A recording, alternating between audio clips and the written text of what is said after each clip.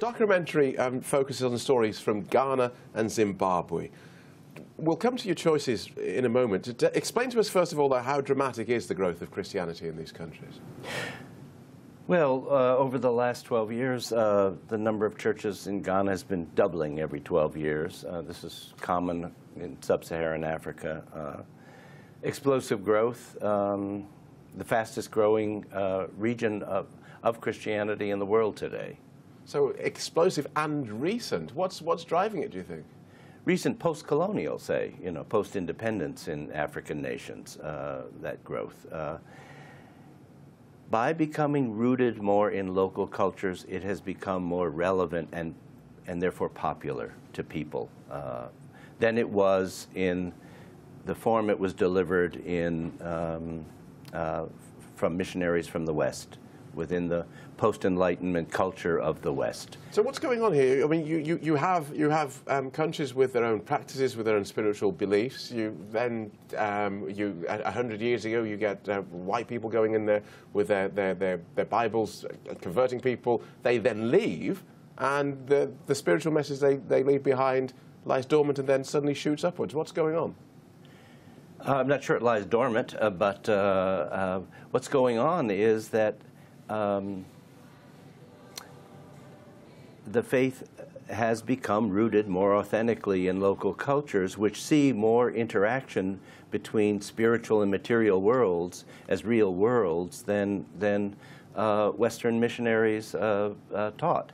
For example, the largest churches in Ghana and Zimbabwe today both owe their origins to seeds planted without the visit of a single missionary. In the case of Ghana, it was a newsletter about faith healing that was sent out from a faith healing church in Philadelphia.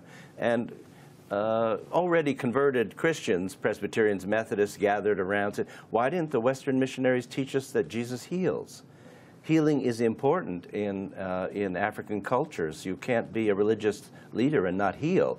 And the spiritual and material worlds are interacting in multifaceted ways continuously, in ways that Europeans didn't see it. And so do you see the Christianity that was left there sort of changing to look more like, well, to look more African, let's say? Exactly. And that means moving always, even if they're Presbyterians or Anglicans, in charismatic directions.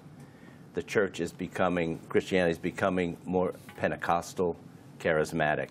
Even in the mainline churches, the Presbyterian Church of Ghana, the largest congregation today is one we filmed in, pioneered in its deliverance ministry with doing exorcisms,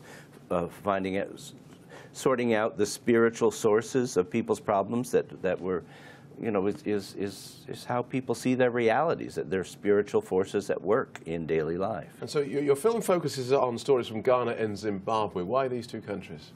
Well, I wanted to have two countries. We needed to film intimately, so we couldn't film all over the place, because we bring personal stories that bring you into the worlds of people. See them wrestling with ordinary problems that anyone can face, family conflicts, and then see them working them out in terms of their faith. So we're going to film intimately, and that meant there were limits. And I wanted at least two countries to show contrasting cultures, histories.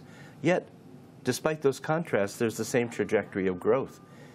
Same directions of growth in both Ghana and Zimbabwe. And given that this was essentially a transplanted religion, Christianity, how does it sit with local religions? Are there tensions? There were tensions and conflicts and sharp divisions, but over time you see those melting, and over time, I mean, look at Europe. Christianity spreads to Northern Europe, and somehow they make their pagan winter solstice festival Christmas, the birth of Christ. Right. I understand. And so forth. James Ault, thank you so much for talking to us today.